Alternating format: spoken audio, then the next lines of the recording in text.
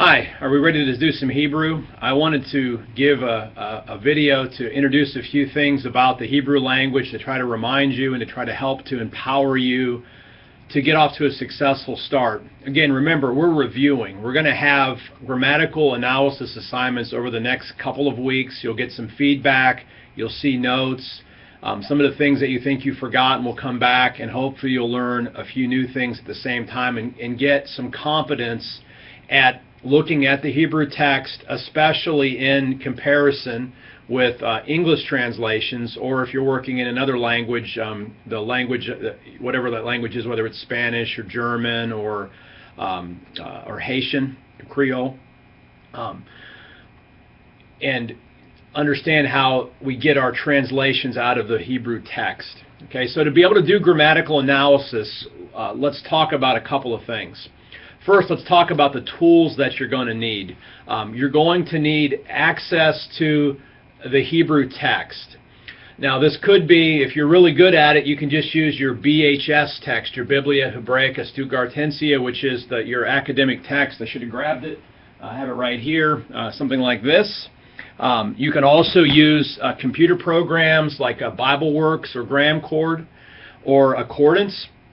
And there's also free software online.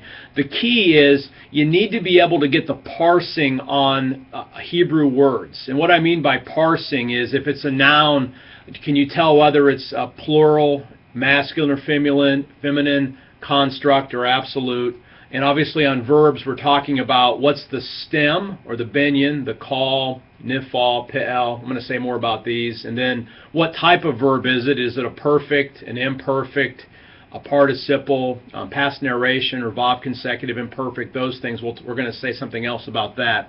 But you need to be able to parse. And one of the key things is, remember, what we're doing is analyzing the biblical text. So you're going to need access to a Hebrew text. You're also going to want to have access to 2 or 3 English translations. And again, if you're working in a non-English language primarily within your ministerial context, I would encourage you to use a translation of whatever language you're going to be working out of. You have 2 to 3 English translations to compare and contrast with each other while you're analyzing the biblical text.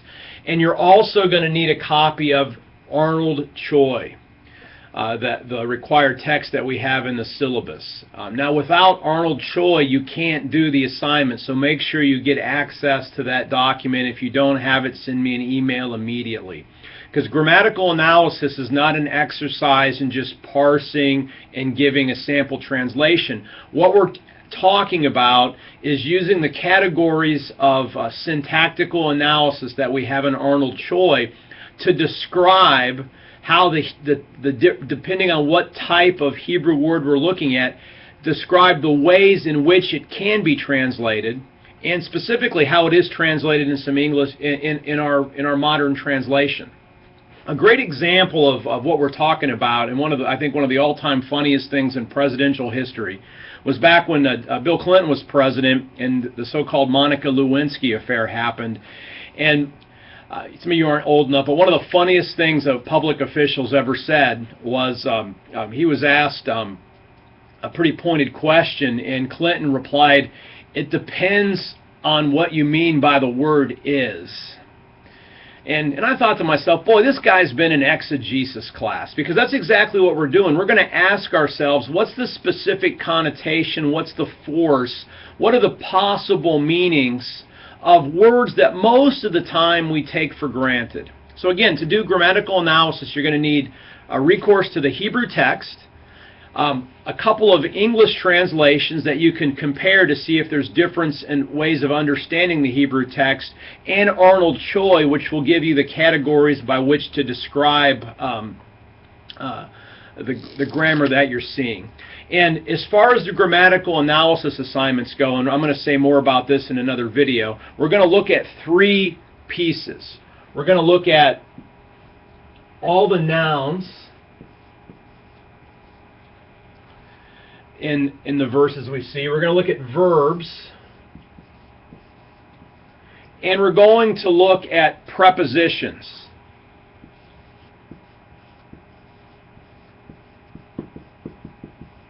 these are the things that are going to be required, because there's a lot of the exegetical decisions that we make turn on how we understand the ways that these get translated in our particular sentences. Now, if some of you are advanced, and there are advanced Hebrew students, and I want you to push yourselves, and if you find yourselves being pretty good at this, you can go ahead and also add the different particles that we will find in the Hebrew text as well. Now, in terms of nouns, again, the key thing here is going to be looking at nouns in the absolute state and in the construct state.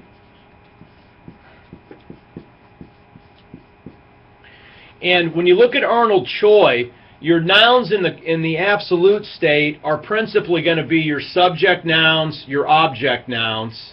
The construct is going to be your genitives. And it's going to be important, this is the word genitive here, I know it's getting a little bit small, this is my low-tech video recording equipment, so I apologize for that. We'll keep working on trying to make this a little bit clearer here. So your absolute construct and genitives. Now, verbs, just to quickly review this, we're going to have perfect,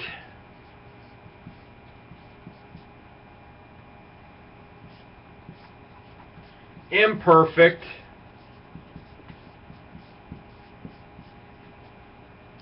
perfect, imperfect, and then depending on when you took Hebrew, John Cook is going to call this past narrative, this next category in his book. You'll also hear this called Vav consecutive, or Vav converting, or prefixed conjugation. There's a couple different things that get used for this. But past narrative. Now, the key thing is when you translate the past narrative into the Arnold Choi book, and yeah, Bill Arnold and John Cook both teach at Asbury, but they use different terminology so far. In the revision in our Arnold Choi book isn't going to happen. Now, when we're analyzing past narrative, and do write this down somewhere, you want to look the past narrative up in Arnold Choi. He calls it 3.5.1 imperfect plus Vav consecutive. 3.5.1. Now notice this is different than regular imperfects, which this is going to be in 3.2.2. You can just look at the table of context. Perfects are 3.2.1. So you want to keep those separate. Remember, the difference is perfect's completed action. You can read about this in the Arnold Choi book. The imperfect is incomplete action. So in Hebrew, a perfect is typically translated in the past tense, because that's completed action, or action that's complete. The imperfect is often future tense, because there's no action more incomplete than something that hasn't yet happened. But then when you get to this past narration, it's past tense, there's actually time involved, and it's completed action. And what we're going to find, especially in Exodus and in narrative, this is the most common type of verb that you're going to find. And I know in the Hebrew class that there's a tendency not to have this used as frequently. Okay, I'm going to stop here on this video, and we'll come back with a part 2 and pick some of this up.